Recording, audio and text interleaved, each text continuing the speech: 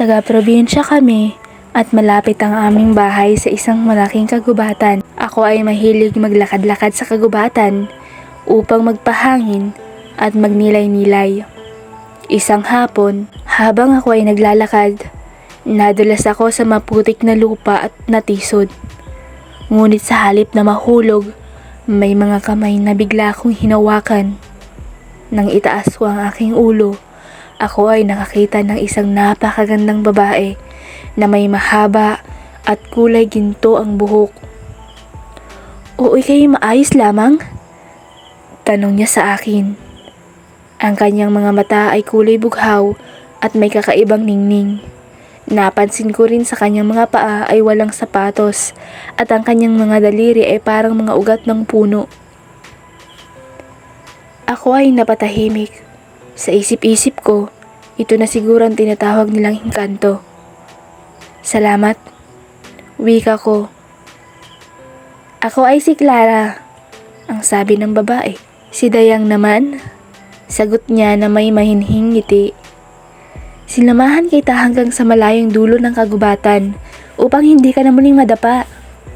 Habang kami ay naglalakad, ipinaliwanag ni Dayang na siya ay isang diwata na namumuhay sa kagubatan.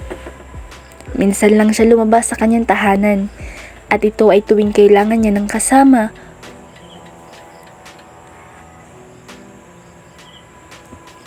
o nais tumulong. "Ngunit bakit ako ang iyong tinulungan?" tanong ko.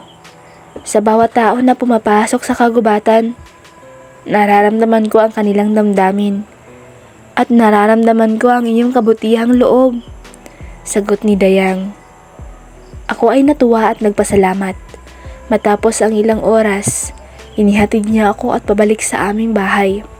Bago siya umalis, binigyan niya ako ng isang maliit na bato na may kakaibang liwanag. "Ito ay para sa'yo," sabi ni Dayang. "Ito ay magbibigay sa'yo ng lakas at gabay sa bawat pagsubok."